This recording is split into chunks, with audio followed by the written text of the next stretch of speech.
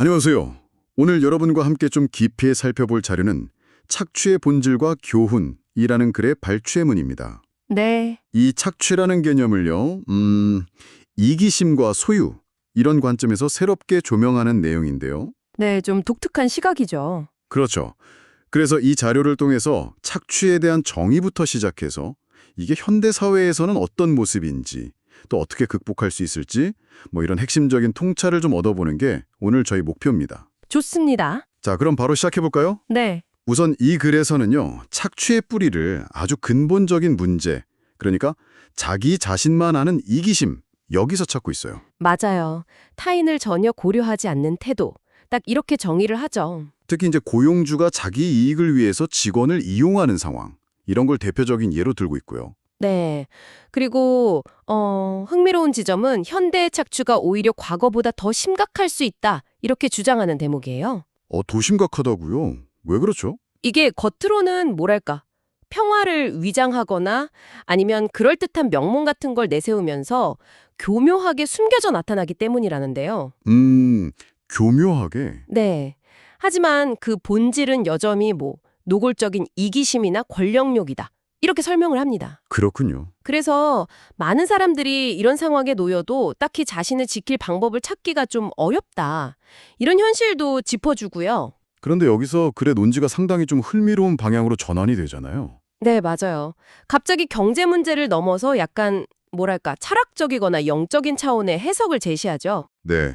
이 관점에 따르면 착취를 당하는 경험이 오히려 우리한테 뭔가를 가르쳐준다. 이런 건데요. 어떤 교훈을 준다는 걸까요? 바로 그 소유에 대한 깨달음입니다. 우리가 가진 모든 것은 사실 영원히 우리 것이 아니라는 거죠. 우리 것이 아니다. 네. 그냥 우주의 섭리에 따라서 각자의 어떤 성장을 위해 잠시 맡겨진 거다. 이런 시각이에요.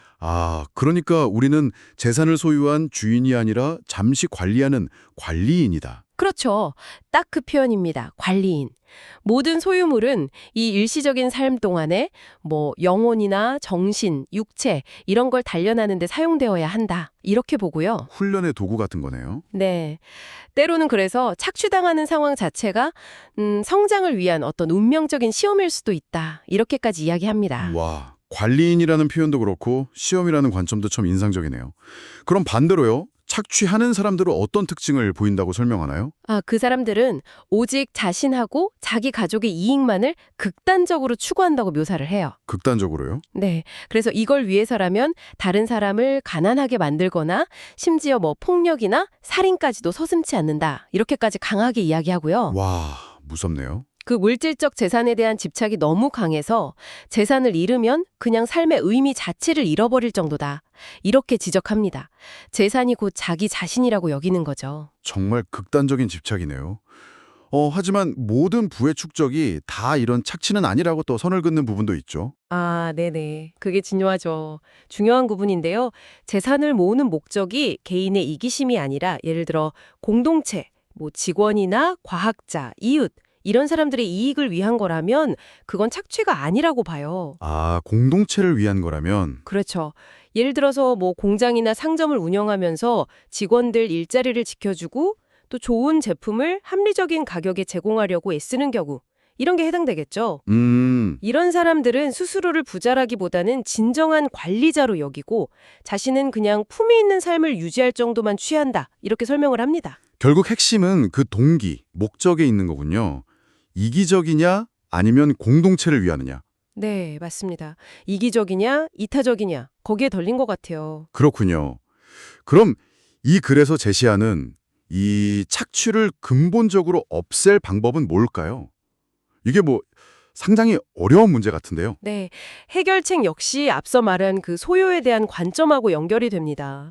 또 그 관점이군요. 네, 우리가 자신의 어떤 분수, 생활 수준 이상으로 이기적인 방식으로 얻는 모든 것은 결국에는 자신에게 해가 된다.